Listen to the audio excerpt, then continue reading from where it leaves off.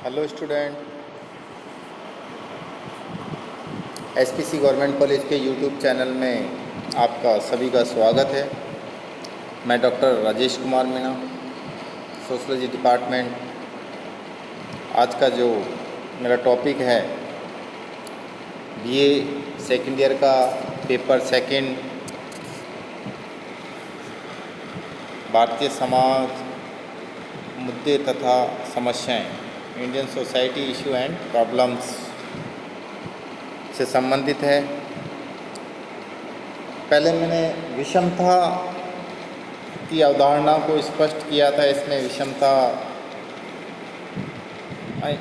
Inequality का अर्थ बताया था, इसकी विशेषताएं बताई थी मैंने इससे पहले वाले मेरे जो 2 वीडियो थे। आज हम जाति संबंधी असमानता टॉपिक है अपना, इस विषय में आपको बताऊंगा।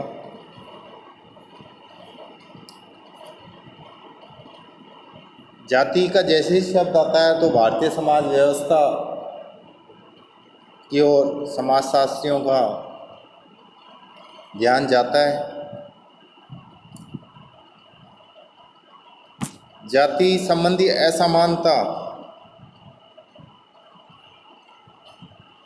उसी प्रकार से जन्म, जाति एवं प्रजाति भी विषमता के लिए उत्तरदायी है। जिस प्रकार से प्रजाति भी असमानता को उत्पन्न करती है, जन्म भी हमें किस परिवार में मिला है वो भी असमानता को उत्पन्न करता है, इनइक्वलिटी को, विषमता को। इस प्रकार से जाति भी असमानता को उत्पन्न करती है। तो जन्म, जाति एवं प्रजाति भी विषमता के लिए क्या है, उत्तरदायी है, जो असमानता को उत्पन्न करती है। जो लोग ऊंचे समझे जाने वाले कुल या वंश या जाति एवं प्रजाति में जन्म लेते हैं, वे अपने को दूसरों से श्रेष्ठ मानते हैं। क्या मानते हैं? श्रेष्ठ मानते हैं। इसी आधार पर विषमता पनपती है। कहने का तात्पर्य है, जो लोग उच्च जाति में, उच्च कुल में या उच्च वंश में अपना जन्म लेते हैं तो दूसरों से अपने आप को श्रेष्ठ मानते हैं और इसी आधार पर विषमता उत्पन्न होती है। काले गोरे हुआ, ब्राह्मण या हरिजन के बीच में पाई जाने वाली विषमता का यही आधार है। ग्रामीण भारत में जाति व्यवस्था सामाजिक विषमता का एक प्रमुख आधार है। आज हम 21वीं सदी में है, भारत में औद्योगिक विकास हुआ है, सब कुछ हुआ है। शहरी जो अपना परिपेश है या शहरी संस्कृति है या महानगरों की जो विचारधारा है, वहाँ तो जाति व्यवस्था ने अपने परंपरागत जो रूप था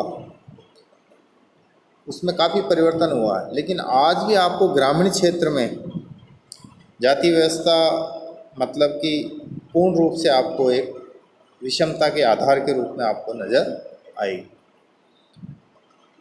पूर्व जो औद्योगिक समाज थे उनमें जाति व्यवस्था विशेषता पाई जाती थी। जैसे जैसे मतलब औद्योगिकरण हुआ, शहरों का विभाजन हुआ, कल कारखाने में शहरों का विकास हुआ, कल कारखाने विकसित हुए तो लोग शहरी क्षेत्र में जाने लगे।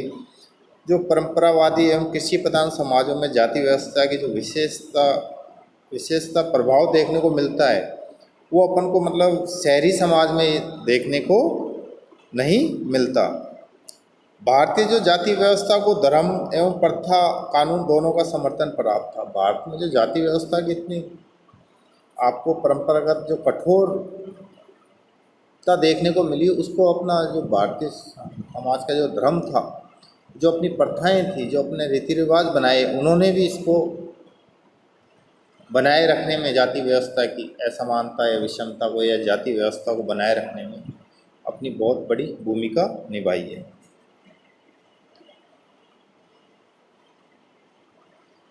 अगर हम जाति व्यवस्था को देखें तो सामाजिक विषमता यानी सिद्धांतिक एवं व्यवहारिक दोनों ही रूपों में समाज द्वारा स्वीकृत की। जाति के आधार पर अगर हम सामाजिक विषमता की अगर हम बात करें तो सामाजिक रूप से भी स्वीकृत रही है और व्यवहारिक रूप से भी स्वीकृत रही है सामाजिक विषमता या असमानता।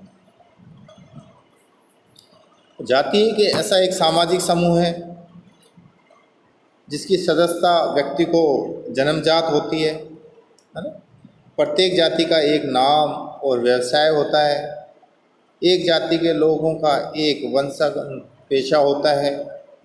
एक जाति के सदस्यों को अपनी ही जाति में विवाह करना होता है। इस प्रकार प्रत्येक जाति की अपनी एक जीवन शैली, जाति व्यवस्था की काफ़ी इस तरह की विशेषताएं है। जी एस घोरिया ने भी जाति व्यवस्था की 6 विशेषताएं बताई थी, लेकिन जो मुख्यतः विशेषताएं हैं वो इस प्रकार है। जाति की विशेषता, जाति की सदस्यता जन्मजात होती है। जाति समाज का खंडात्मक विभाजन करती है, मतलब समाज को उसका व खंडों में बांटती है, मतलब अलग अलग समूहों में बांटती है।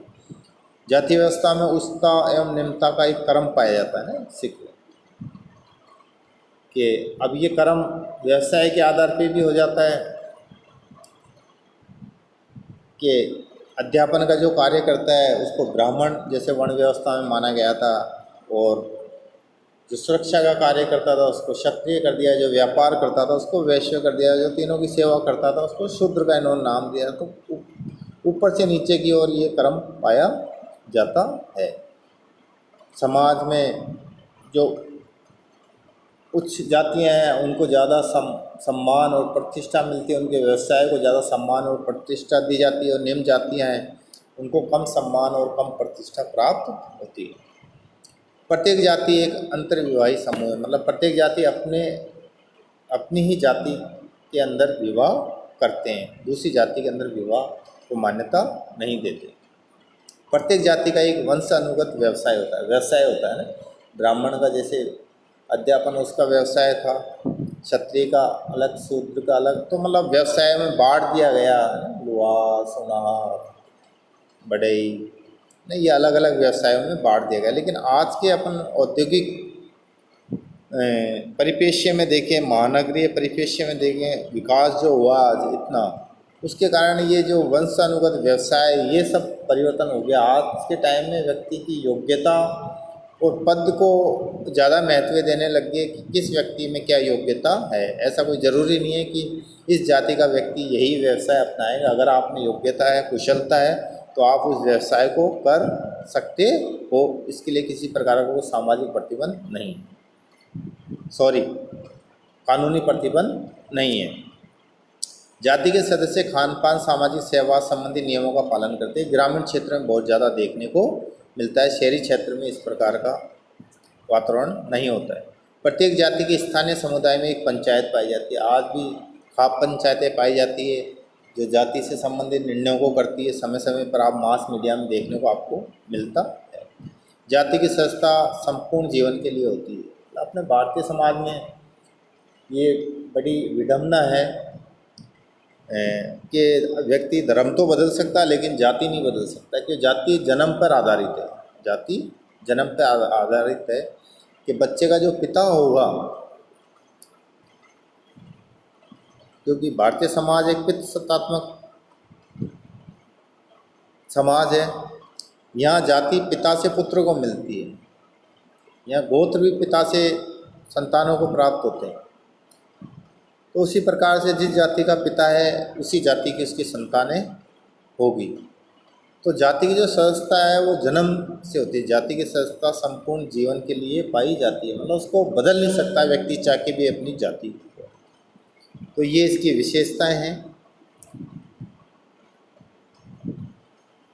जाति व्यवस्था के अंतर्गत पाए जाने वाले उच्च व निम्न का संस्करण तथा उच्च व निम्न जातियों के बीच अधिकारों का असमान वितरण भारतीय समाज में सामाजिक विषमता के लिए विशेषता उत्तरदायी है। भारतीय समाज में जाति व्यवस्था के अंतर्गत जो पाया जाता है उच्च निम्नता का संस्करण पाया जाता है, और उच्च व निम्न जातियों के बीच अधिकारों का असमान वितरण भारतीय समाज में सामाजिक विषमता के लिए विशेषता उत्तरदायी ठहराया जाता है।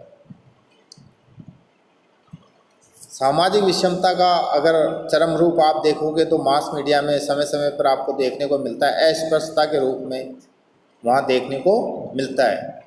कुछ जातियों को जन्म से ही अछूत मान लिया जाता है तथा उच्च जातियों द्वारा उपभोग किए जाने वाले सब प्रकार के अधिकारों से उन्हें वंचित कर दिया जाता है। उच्च जातियों का उत्पादन के साधनों विशेषता भूमि पर नियंत्रण रहा है, जबकि निम्न जातियां या अस्पृश्य जातियों के लोगों को इससे वंचित रहना पड़ा है। वे केवल अपने श्रम को बेचकर अथवा कोई गणित या हीन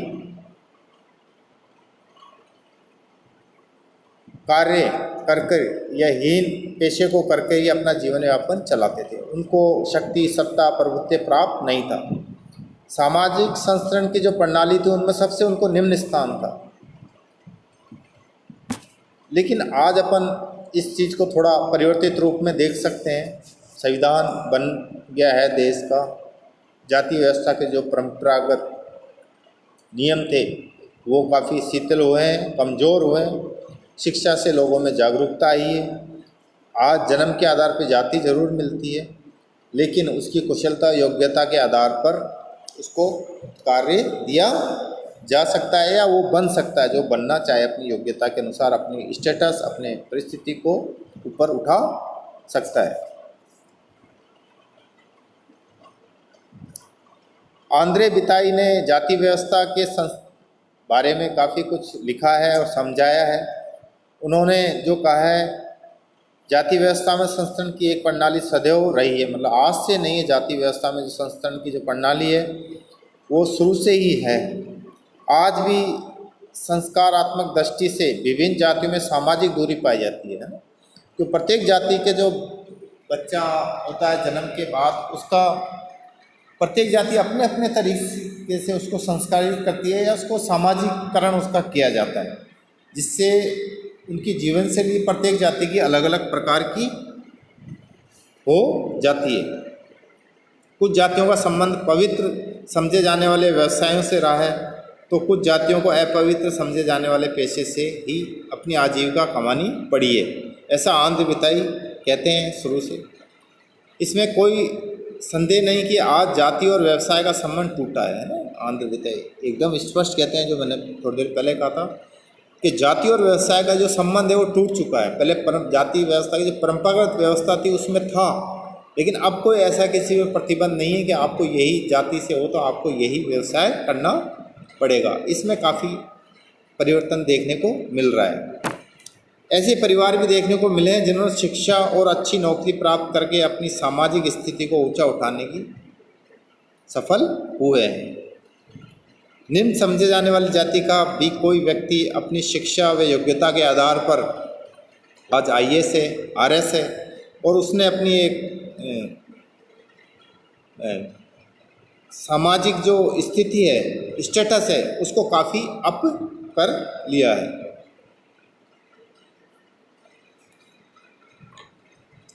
इसी प्रकार विभिन्न जातियों के कई परिवारों को जाति प्रणाली की परंपरागत जो व्यवस्था थी उससे ऊपर उठने का काफ़ी मौका मिला है। तो ये एक चेंज काफ़ी आया है देश की आज़ादी के बाद, संविधान निर्माण के बाद, नई नई कानून व्यवस्था, मानव अधिकारों के कारण।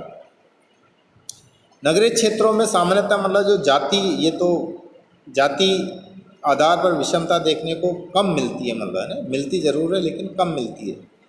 ग्रामीण भारत में जाति आधार पर आज भी असमानताएं पाई जाती है। नगरीय क्षेत्र में मिलती है, कम मिलती है, लेकिन ग्रामीण क्षेत्र में आज भी जाति आधार पर आपको असमानता या विषमता देखने को मिलेगी। वैसे कानून बना के अस्पृश्यता या छुआछूत को मतलब समाप्त कर दिया गया है, लेकिन आपने देखा होगा मास मीडिया में समय समय पर इस प्रकार की अस्पृश्यता की या दुर्व्यवहार की या हीन भावना से पीड़ित होने की घटनाएं हमें देखने को मिलती है, और ये अधिकांश ग्रामीण क्षेत्र में ज़्यादा देखने को मिलती है। गाँव में, शहरों में इस प्रकार की घटनाएं कम होती हैं।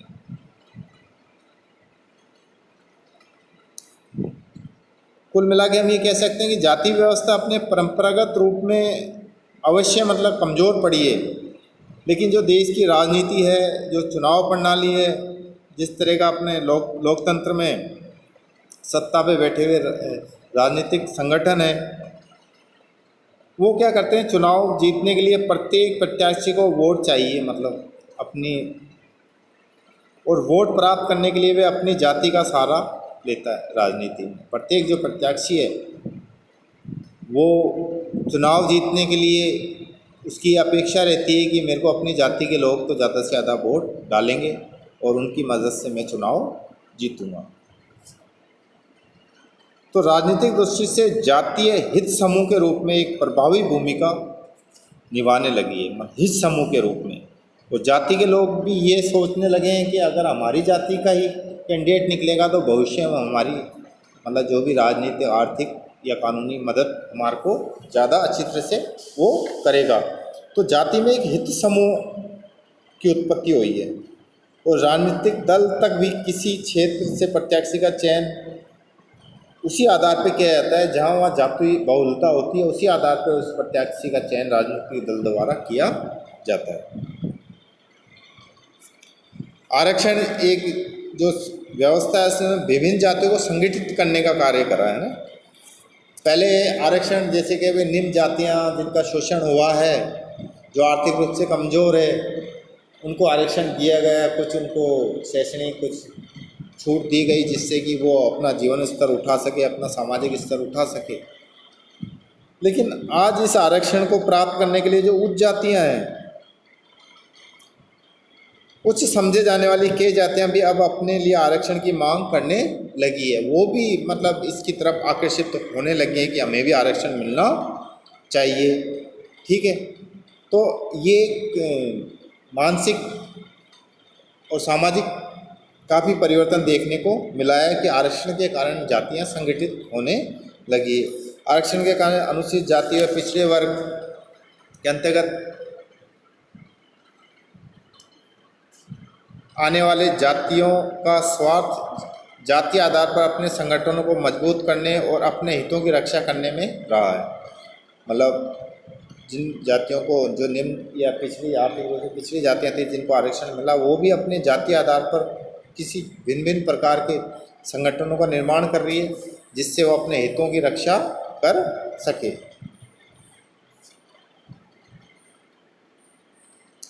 और इसी आधार पर उच्च जातियों में आरक्षण का लाभ उठाने के लिए निम्न जातियों के बीच में एक द्वेष बढ़ा है ना। पहले अलग प्रकार का एक सामाजिक दूरी पाई जाती थी, लेकिन आज के टाइम में ये अदृश्य एक द्वेष जो देखने को मिल रहा है उच्च जाति और निम्न जातियों के बीच में आरक्षण को लेके, वो आज के टाइम में यथार्थ में प्रतीत होता है।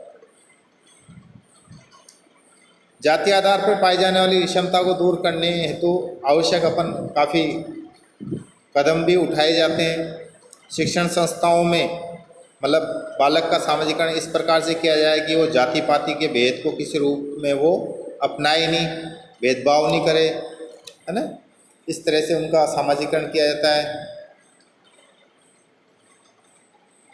देश की जो अपनी कानून व्यवस्था है वो सबको समान अधिकार देती है, चाहे वो उच्च जाति का हो चाहे निम्न जाति का हो, सभी को समान ही अधिकार दिए जाते हैं।